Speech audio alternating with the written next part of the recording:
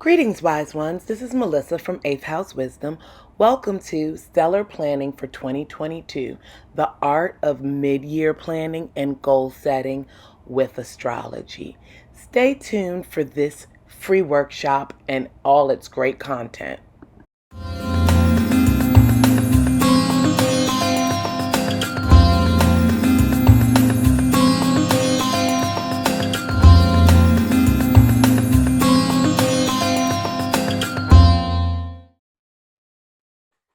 So, I'd like to thank all of you all for being here. Was giving it a few moments to let additional people in before I got started. But my name is Melissa Brisbane, also known as Melissa of 8th House Wisdom, and I am here to present a mid-year stellar planning workshop called The Art of Mid-Year Goal Setting and Planning with the Power of Astrology. Um, I'm really happy to see some of you all back from what happened from my presentation that happened in December of 2021. And we're going to talk a bit about what the second half of the year looks like, as well as getting a refresher on what it means to do stellar planning. So without further ado, I'm going to start the slideshow so that we can get this going.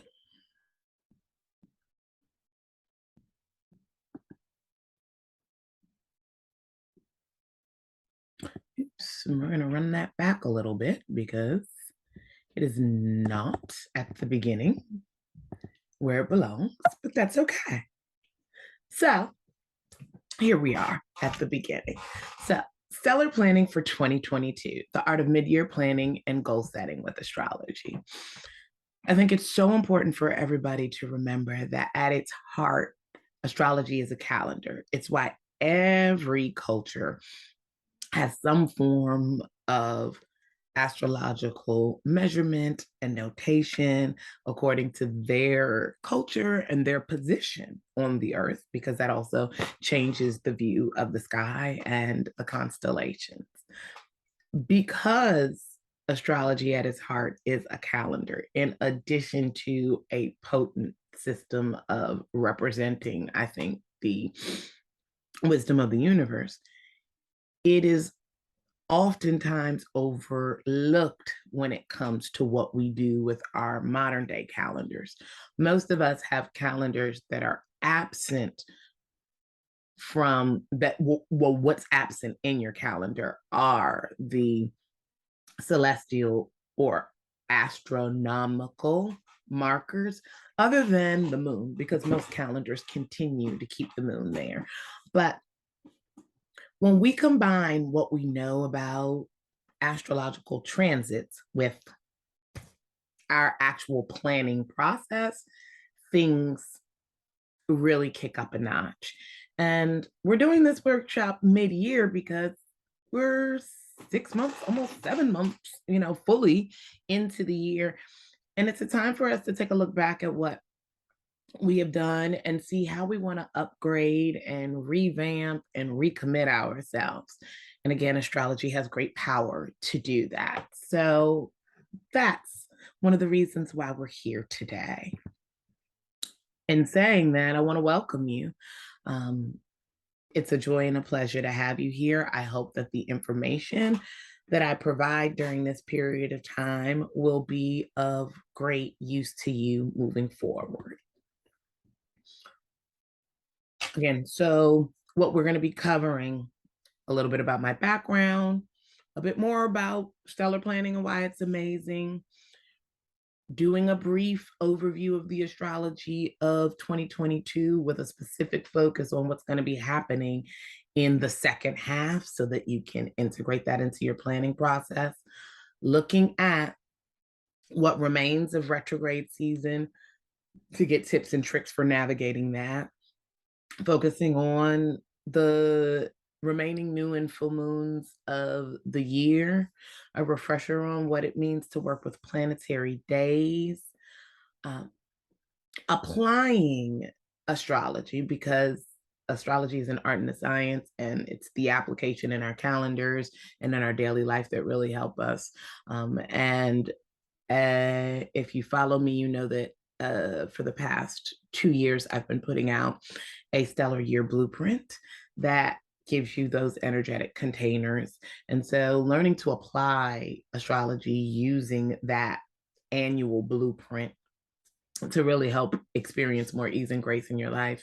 And last but not least, just a little bit of information about how you can work with me throughout this second half of 2022. So, about me. Again, I'm Melissa, or Melissa from 8th House Wisdom. I am a professional astrologer and trained coach at 8thhousewisdom.com. I have probably been doing astrology since I remember. My mother referred to all of my friends by their astrological sign. It was probably one of my first symbolic representations of understanding how things go together, from elemental connections like water. Um, Water nourishes earth, and earth gives water direction. And so it's a language I've been speaking for more than 40 years, but I am also formally and professionally trained across a number of different modalities. I'm also the astrology instructor at thewisdombeacon.com, where some of my classes are hosted.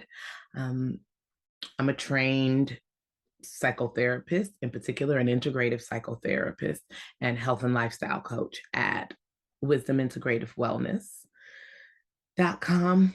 I have a practice that focuses on working with women and couples and a few men. And my main goal there is to integrate health, nutrition, counseling, psychotherapy, as well as some of these esoteric arts to help women live their best and brightest lives. I'm a licensed desire map facilitator through Danielle Laporte, also certified as a heart-centered practitioner with her as well. I'm an intuitive card reader and professional developer. So you probably can see behind me, there are a number of decks of cards there. So longtime intuitive card reader. I'm a professional developer in the areas of clinical social work, psychology, and in education. I happen to be a partner in the beauty space, Sacred Locks Hair and Jador Coiffure Salon.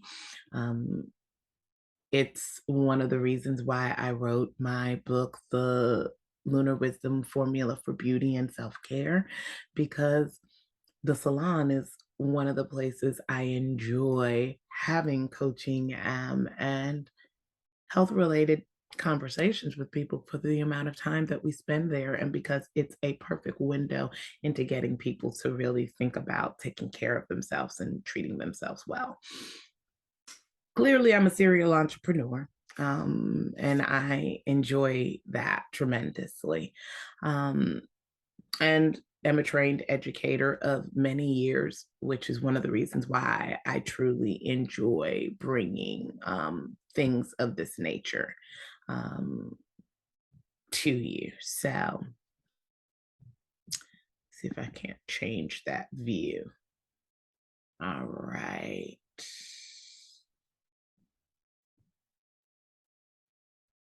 Great. Oops. I think I want to.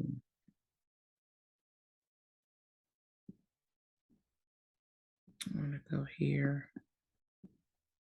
I want to go here. I'm sorry. I'm just gonna take the.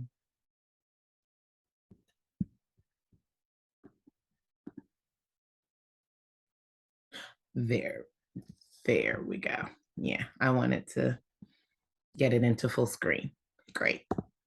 So Now let's really get into why we're here. The what and the why of stellar planning. Stellar planning is my process for applying astrology to your year, month, week, and day. I'm a practical person. I like the application of things, and the goal is to help you convert from reading a horoscope and trying to figure out how to ground all of the airy fairy and esoteric information, which can also be good, listed there, but how you actually apply it regularly and consistently in your life to make things work.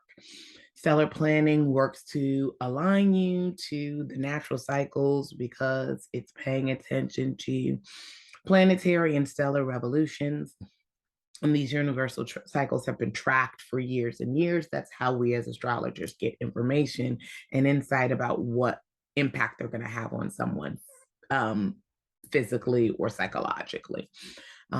Stellar planning creates a greater sense of flow in how you schedule your life events and work on your goals, because you're not just pulling down the ideas that you have and putting them into action because you got a green light.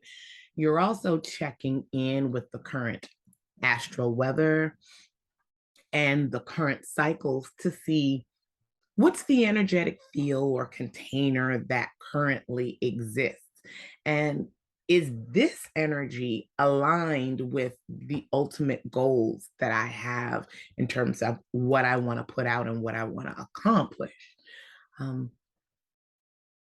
When we do that, we increase our chances for success. And again, we experience greater ease and flow in our lives. It's one of the reasons why I say it's the missing piece of our calendar.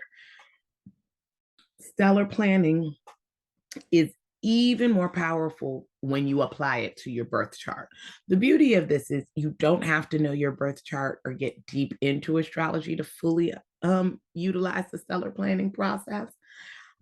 It can be applied to the everyday structure because you can look at the year, the month, and figure out what the current cycles are and plan accordingly. But when you take that information about the current cycles, plus what you know about your birth chart and what areas are being activated, and then combine all of that to start making a plan, that's when we really get to become unstoppable.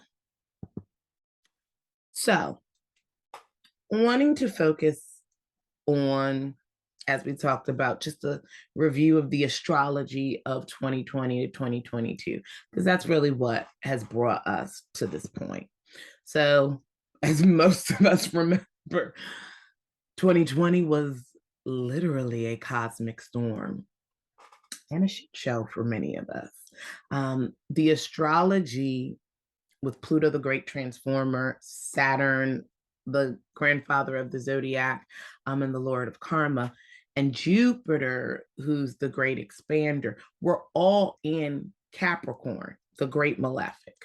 So malefic being a planet that has more harsh energies. In Capricorn, we consider it harsher energies because Capricorn is about structure, stability, making you kind of toe the road. So Saturn was happy in Capricorn because that's its ruling planet. But Pluto, the transformer, came in.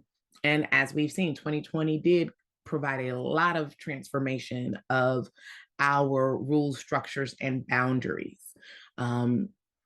Jupiter came into Capricorn saying, okay, since you're kind of putting us in a box and restructuring us and cutting out the fluff, we'll expand inside of this little box and see what we can do to help connect people and make the best of it. We ended 2020 with the great conjunction of Jupiter and Saturn. That great conjunction happens every 20 years, and it helped us to kick off the year of 2021, where we deepened a lot of that overturning of structures with Saturn. squaring off against Uranus. And squaring is tension and conflict that brings change. And Uranus is the planet of disruption and revolution, and eccentricity. And so, all we really need to do is go back into our memory of 2021 and think about about the months of February and June and December to see some of the big things that occurred during that period of time, and what a huge theme that was for us, including, the Great Resignation starting around June, around the same time as aspects happening with the Delta variant of COVID. We started off 2021 on January 26th, the day that Uranus, the planet of revolution, entered into Taurus, which is about personal value and structures and money and how we share things. That was the day of the Capitol insurgency. It was also the beginning of a lot of the money things that we're dealing with right now, because Taurus rules money, and Uranus moving into Taurus also set things up for like the GameStop buyout process, and some of the changes that we've been experiencing and seeing as it relates to cryptocurrency. These important changes really started getting kicked off in 2021, also because that great conjunction brought with it the beginning of the age, a new age for 2,000 years, the age of air. Again, like I said, around June, where Jupiter dipped in for its first time into Pisces. We had the CDC telling us to take our masks off, and then the Delta variant of COVID popped up, and really from May, early May, like rolling in through June, where we thought we were going to have a really great summer in 2021 and that things were over as vaccines were rolling out. We kind of had to go back and revamp those boundaries again. And it pushed more technology focus. Now we're in 2022, where the Great Benefic, which is completely different from what we were talking about in 2020 and 2021, or the Great Expander and Positive Planet, has been dominating the astrology of the year. We started with Jupiter in Pisces. We are currently existing with Jupiter in Aries, though it is preparing to make its retrograde back into Pisces through the last couple of months of the year. This has introduced more luck and expansion into our subconscious minds, Pisces, and our bodies, Aries, and our sense of self. Those are both Arian ruled portions. Or ideas. Yet, there have also been some places, again, where as things are falling away, many of us may feel as if we're experiencing some senses of lack or difficulty. It's really important for us in 2022. We will need to expand our minds and fuel our imaginations to create the new world awaiting us all after the dismantling, right? It is absolutely crucial that we have a mindset that imagination is not just for children, it's for everyone. Everything was created twice, once in the mind and then in reality. The dismantling of structures was a lot of what 2020 was about, with all of that heavy Capricorn energy, especially Pluto in Capricorn. Pluto is now experiencing its first return, as we can see here. So the major aspects of 2022 really involve Jupiter and Pluto.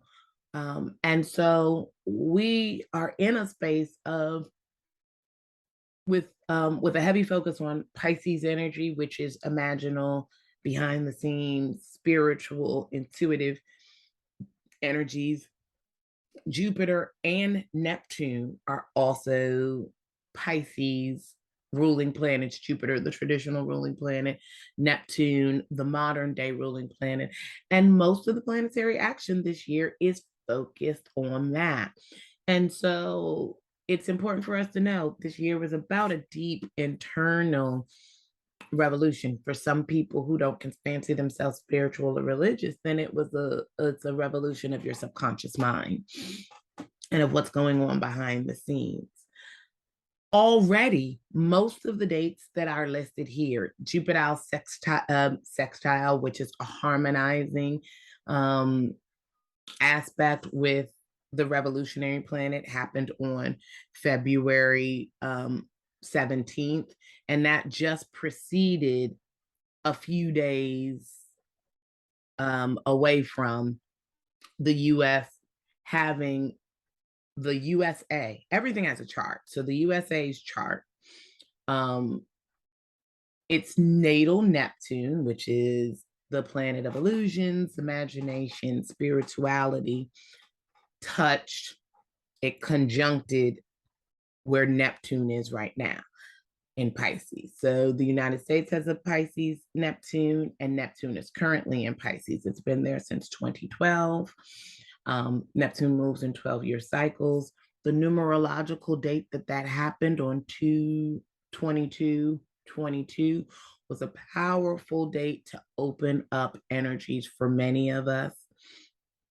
We also experienced the first Pluto return ever. Pluto takes, I believe, 238 years to move all the way around the zodiac and return to where it starts. So we are living during a period of time of great transformation. Our children and children's children will not see this aspect in their lifetime. It's a ways off. Because our country is young yet old enough, it's experiencing its first Pluto return. And as you can see, for the energy of 2022, we've transformed and rolled back a lot of things. At the point of this recording, we have seen the culmination of an almost 30-year movement to roll back Roe versus Wade as the law of the land federally. We're seeing states being able to descend into deciding what they would like to do, which is, again, bringing up that spirituality piece around and religiosity piece that happens with Pisces influence. And it is forcing all of us to kind of take a look at what additional transformations need to happen in order for us to feel comfortable moving ahead. Again, this is also dovetailing with continued progression around the Great Resignation and people signing off from working in the ways that we have worked before. More people are working remotely than ever before. That's a Neptune and Jupiter conjunct kind of piece. As well, the expansion of working behind the scenes or working from a retreat space, which is also a Neptune area, or working in a way where we may be more in solitude or alone. Those things are really powerful things that have been happening during our time. Again, some of these major visionary things that we need to focus on are the visionary aspects, right? And expansion and harmonizing feelings about revolutionizing our financial systems. I've been telling so many people who are freaked out by crypto. Most of us have not physically touched our money, probably in about the past 10 years. By about 2011, 2012, most of us had debit cards where all of our monies are directly deposited, digital. And we swipe with a plastic card, so we're not dealing with that. We know how much money we have when we check our zeros in our bank account. For all intents and purposes, we already use a digital currency. I think the word crypto scares people because that is based on being the crypto piece is based on being untethered from any global financial system and able to move in secret. But the idea of digital money, most of us are already there. There's nothing to fear when it comes to that. And considering Uranus just moved into Taurus and will be there for the next 8 years, by the time we get to 2025 and 2026, and the time that this transition is over, I don't know what money will be, but I'm pretty sure it's probably not going to be the dollar bills that we're used to. And I think the same way in 2000, you couldn't imagine having an RFID chip in your card, or swiping or tapping or using your phone to pay for things. I think as we're moving into that space, we can only expect to see more of that. Again, everything created twice, and imaginal things showing up in real world. That's why we need to have more of a focus on our subconscious and our imaginations and our dreams and self-improvement, working on what we need to work on internally, because we're still coming out of having less contact with people and more contact with ourselves. And just because you were in the house for 2 years or 2.5 years by yourself didn't mean that you spent it with yourself, because plenty of people spent time trying to distract themselves from focusing on what was happening with them internally. Because there are heavy Pluto aspects right now, we are going to continue to see further revealing of secrets or behind the scenes structures fall in global economies and with governments and in other areas. Again, that strong Piscean influence and the harmonizing sextiles are really going to help push that transformation underway, and hopefully it will help to push that in the most positive of directions. But the summer, in addition, is also a place where we are experiencing most of the retrograde season. Let's see. There we go. So according to this, and this information is listed on your worksheet from this workshop. To really apply the stellar planning formula here, you want to look at where 22 degrees Pisces is in your chart. For me, 22 degrees Pisces falls right at the cusp of my 10th and 11th houses. So my house of career, my highest potential, and my house of friends. 11 degrees Taurus and Pisces. Well, 11 degrees Taurus falls in my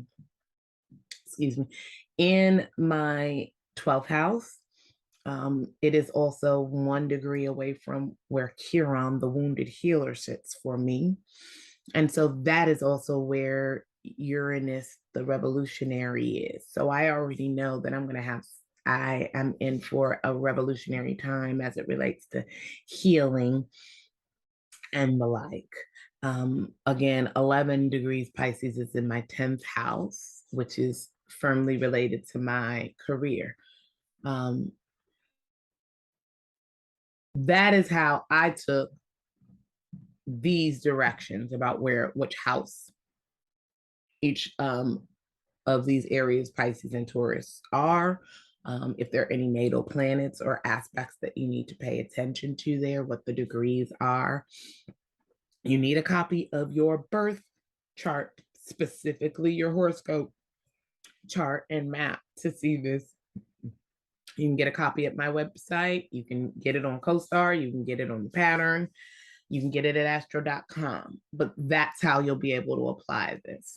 And then taking a look at what these aspects, again, might mean as it relates to expansion and transformation for you. I could tell you that if the wounded healer is sitting close to the planet of revolution and eccentricity and new thoughts and ideas, I'm going to be having a lot of new ideas and a lot of new things coming up as it relates to healing.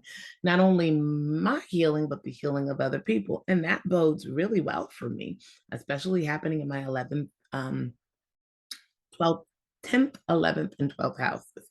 I'm in the business of healing and working with human potential. It means I'm going to have great new ideas for my clients, and great new ideas for myself to advance, and to transform the work that I do at an even greater level. Also, numerologically, we want to look at the number 2 and the number 22 and what significance they have for you, and paying attention to how those patterns show up. It's also important for us to note that since the summer started in June and September, that is where we're experiencing the bulk of retrograde season, right? This is where the global energy is really going to be about going within, slowing things down, and potentially dealing with gridlock because of the multiple planets in backwards motion. Most of my clients have become really sensitive to understanding when Mercury is in retrograde. And Mercury ended its retrograde somewhere, the summer retrograde somewhere around early June of 2020. But I have had a number of clients come to me to ask, like, oh my goodness, Melissa, it's like, is Mercury in retrograde? Like, I feel like things are going backward. And that's my reminder, which we'll be focusing on later, that no, we are firmly in retrograde season of 2022. It's another reason why I'm doing this mid-year focus, because so many people are familiar with the retrograde or the slowing energy of Mercury, the communication planet, going backwards in the sky. But people are more sensitive and they're feeling the pileup of the retrogrades that we're experiencing now, because every planet that can retrograde this year is going retrograde. And when you have a pileup of multiples of them at once, you can really feel some things slow down, and you can feel the shift in that energy. We are heading towards August, which is definitely going to present some log jams on the world stage, because we are going to create in the sky a T square. So literally looks like a T square in the fixed signs, which means we will be reactivating the North and South Node. North Node in Taurus, which is our Dharma or our soul purpose in life, and South Node in Scorpio, which is what we're releasing, what comes easy to us, and where we need to move away from. But reactivating that axis around safety and security and stability, money, our money, other people's money. These are a lot of the things that are being kicked up. Also, at the end of this year, between October and December, we're going to be experiencing a lot of intense energy brought to us by Mars retrograde in Gemini. And we'll talk a little bit more about that when I get to the retrograde slide. But just note that the planet of war, Mars, meeting up with Gemini, its mercurial self, the winged messenger, Quicksilver, who flits around and was the messenger of the gods. You can expect there to be some significant changes related to communication, data storage, data technology. They're probably going to seem really aggressive because Mars comes in and hits hard. It may be very similar to some of the things that we saw when they released the Pandora Papers, potential exposures around social media, looking at just the metaverse, right? We are heading towards the metaverse is getting even bigger, looking at the metaverse, major shifts in what we're talking about related to having a digital identity, more things occurring as it relates to what's happening with digital currency. Cybersecurity, as we have had people, doing cyber ransoms and things.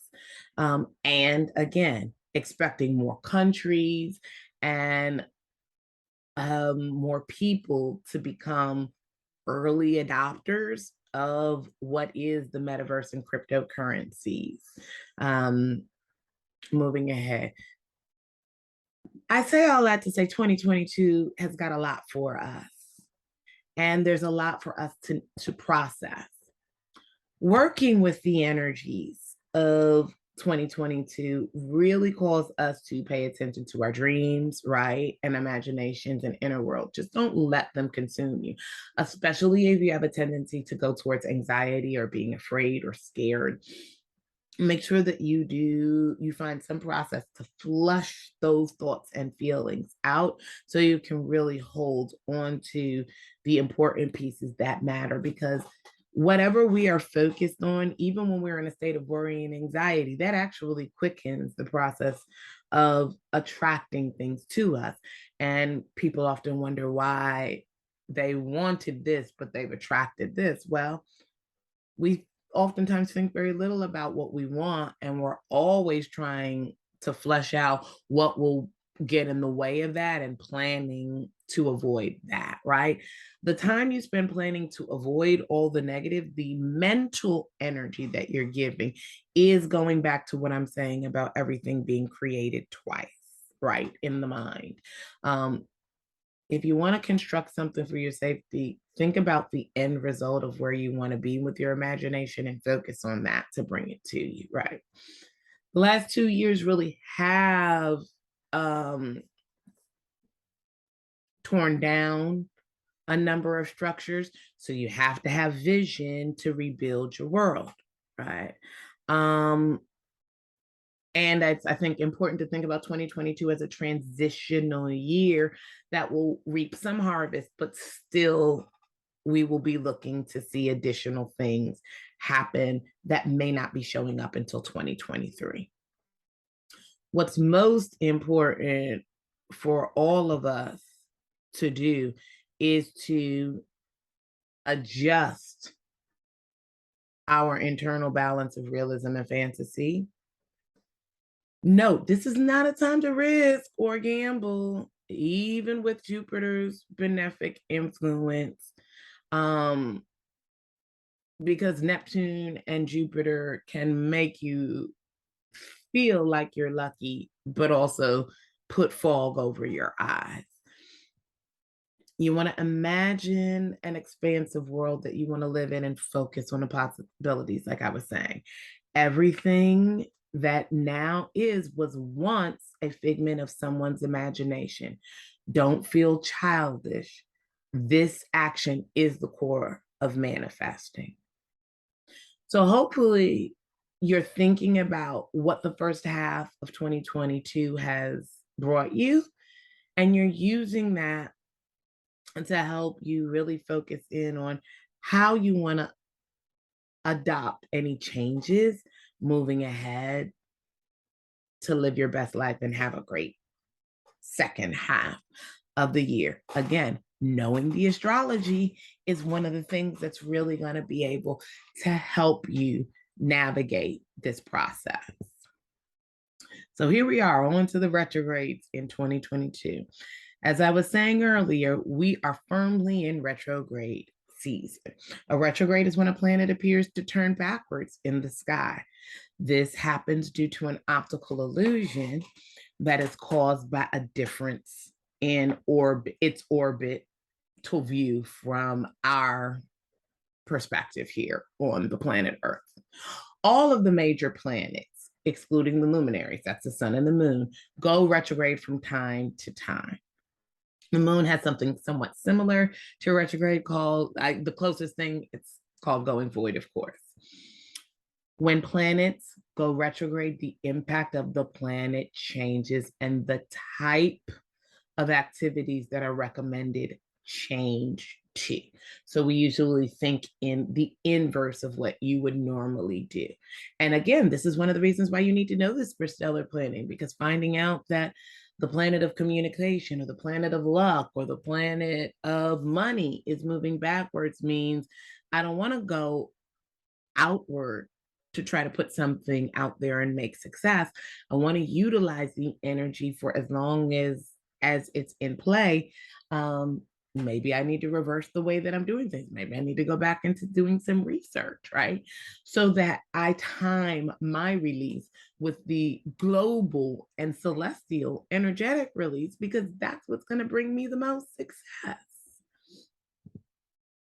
So, as you can see, this is a map or a chart that represents retrograde season. It is in your workbook as well.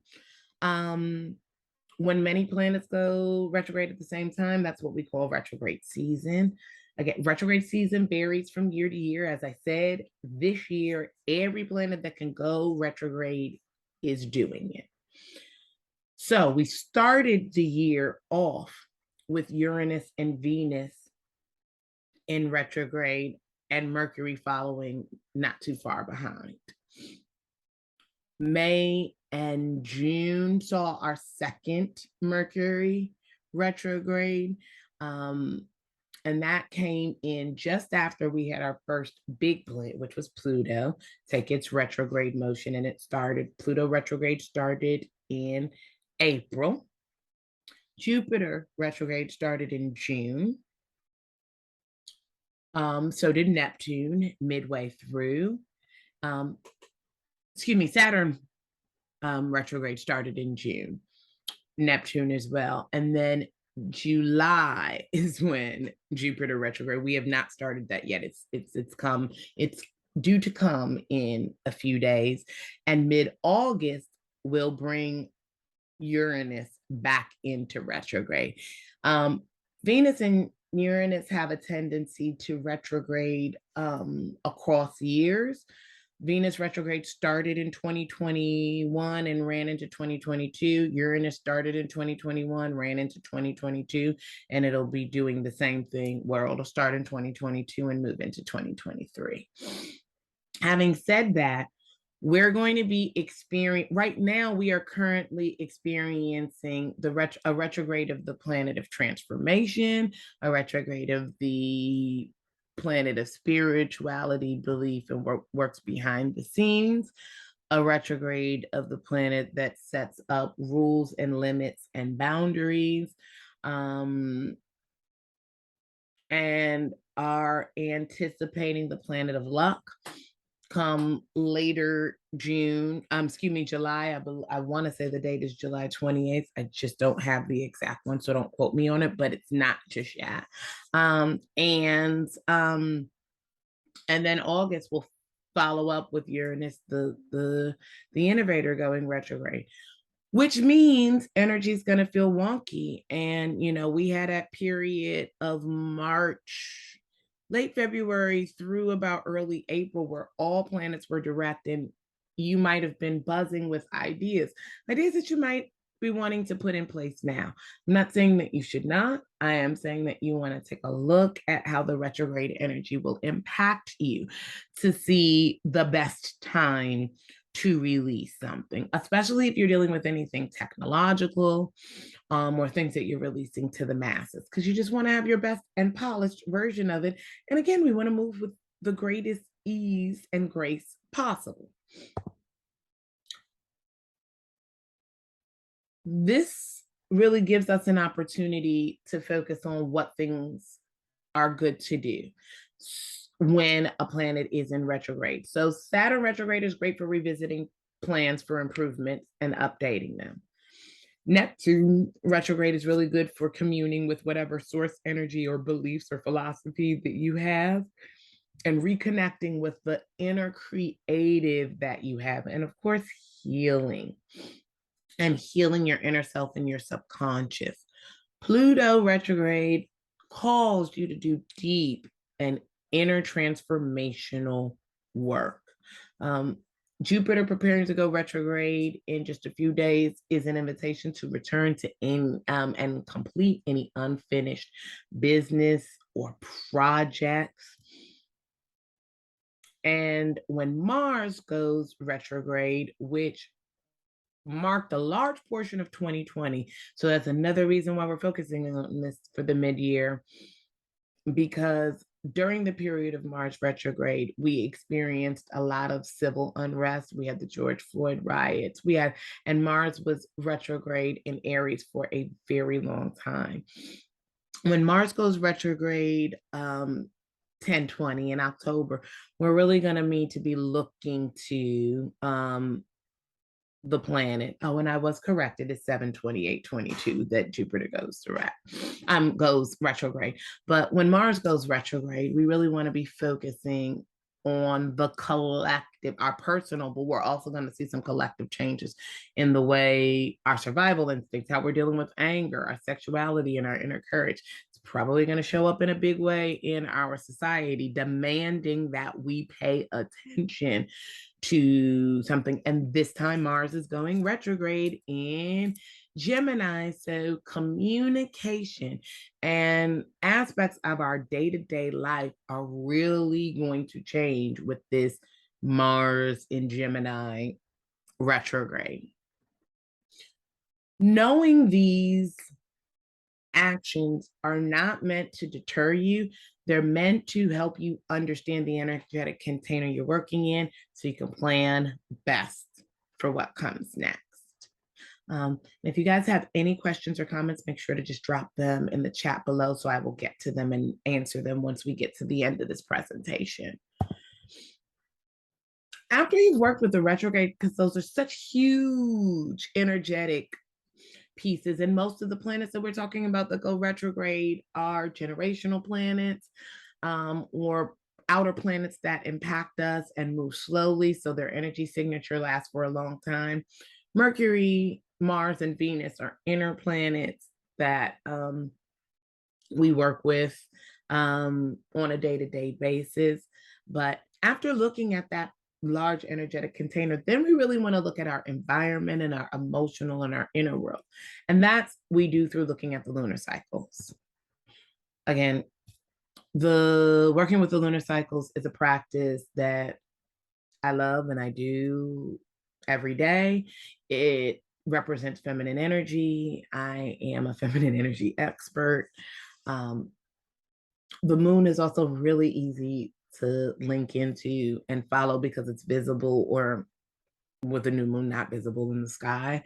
But it is so helpful in creating a earth-based practice that helps ground us, connecting to nature, and helping us manifest. New moons are best for setting intentions that you want to manifest, while they grow up into the full moon, where it's time to let go of whatever you've been nurturing and allow the energy to crest and manifest on its own.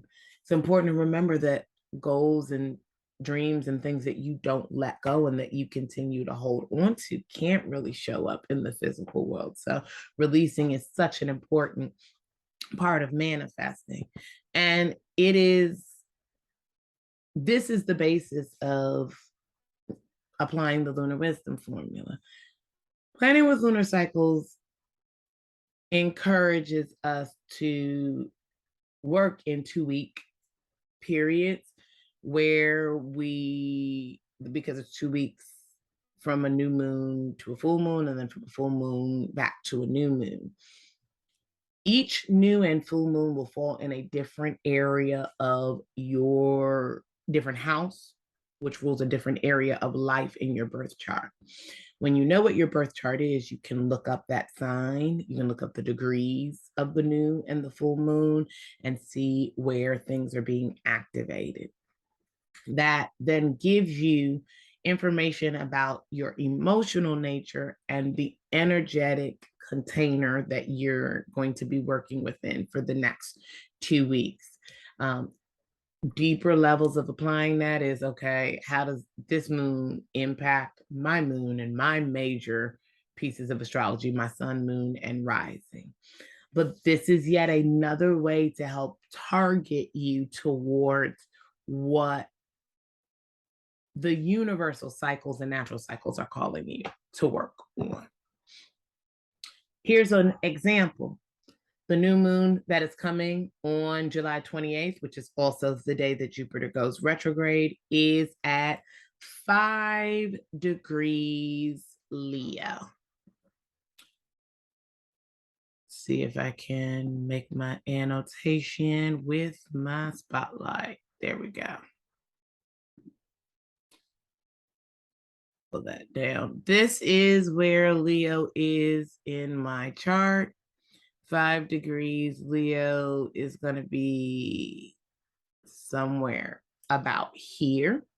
In my chart, that means that this is occurring in, my third house of communications, media, siblings, and neighbors.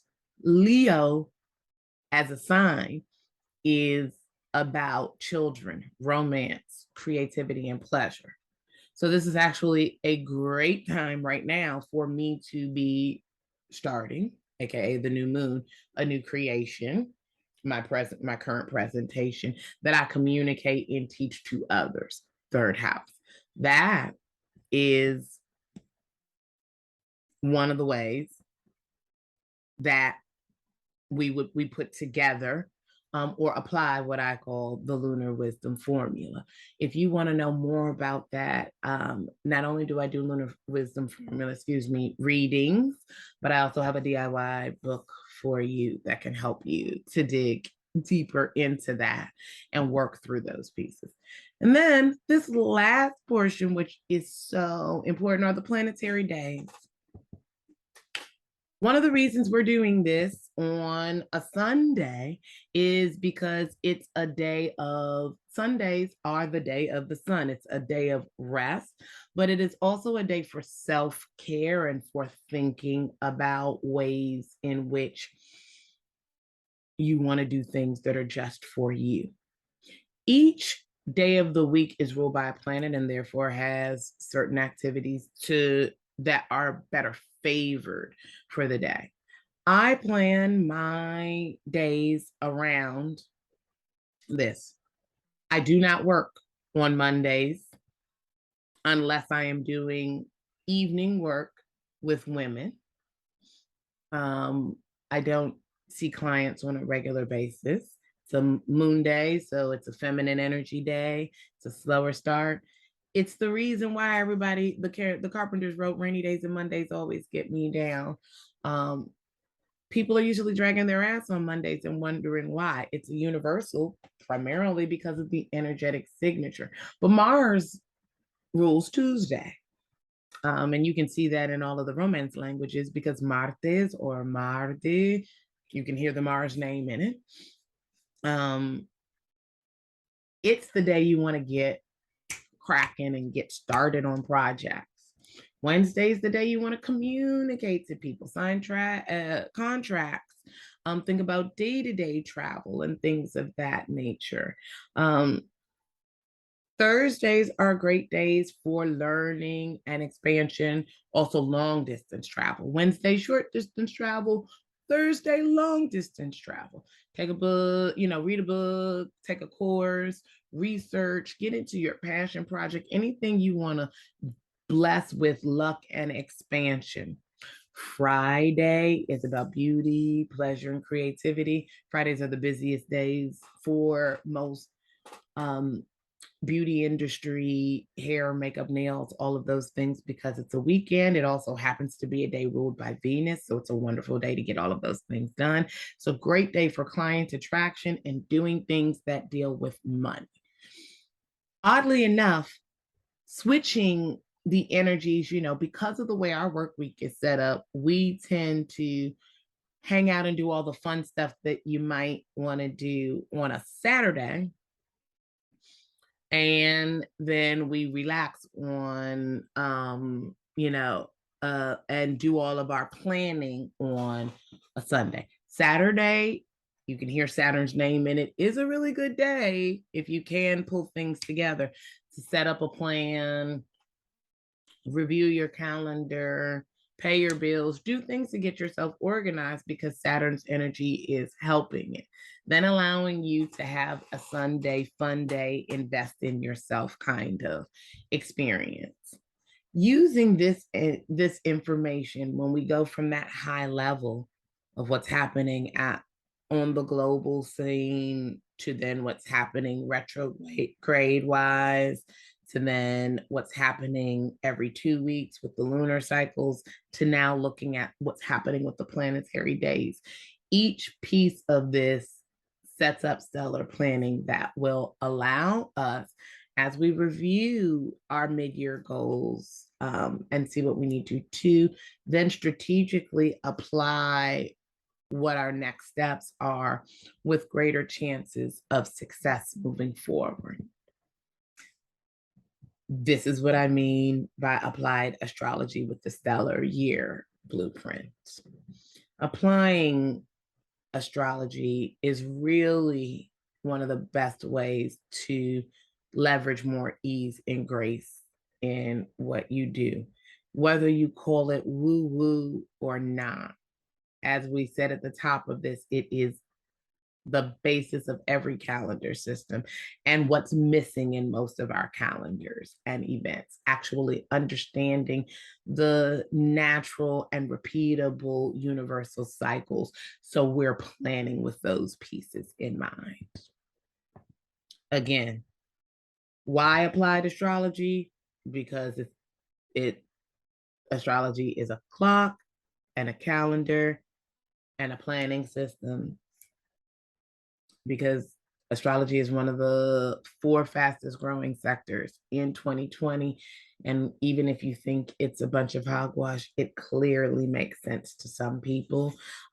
During these past 12 years with Neptune in Pisces, astrology has really seen a resurgence in popular culture and become more socially acceptable. I know this to be true because I used to be a closeted astrologer for so many years. People who knew me knew I did this, but I'm a therapist and I'm a clinician and a teacher, and I suffered from feeling like I didn't want people to misunderstand me because I dealt with astrology, even though it's always been second nature to me. In the past 6 to 7 years, I've really felt more comfortable showing up as that person. Though I have done readings for nearly 20 years, I am no longer secret with it. The cat's out the bag. And I'm happy about that. It's important to know astrology works on precision. Your birth chart really is a precise and incredibly accurate timing and predictive tool for planning when you have your stellar GPS, when you know your time of birth, your place of birth, and your date of birth. My accuracy increases drastically when I know your time of birth. I can give you a pretty good approximation without it, but there are some specifics that are needed from your birth time that would really enhance things. So even if you don't know your birth time, astrology can still be very helpful for you.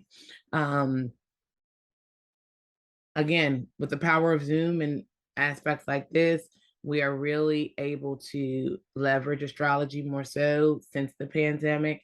And across all of my practices, I have so many more people who are interested in getting into astrology in this way, and really seeing things in their chart as a way of planning ahead, and gives me great joy. That is pretty much the end of taking a look at what we need to do to focus on our mid-year stellar planning, right? Reviewing the astrology of the year, taking the mid-year stellar planning workshop, and going back over some of those influences focused on the energies from June, July through to December, and seeing what we set up for ourselves from January to July. What did we get done? What progress did we make? What are the next steps that we need to have to take? And I'm looking now in the chat to see if I have any questions. And it looks like there aren't any, which is wonderful. I'm happy. I hope that my explanations in today's presentation have been of great use to you and have been really wonderful. I am so incredibly happy to have all of you here to be doing another touch point mid-year, sowing a seed energetically that each one of you are able to revisit the power and the sense of intentionality you had in January and are excited about moving that process forward. Um, I look forward to serving you in whatever way possible.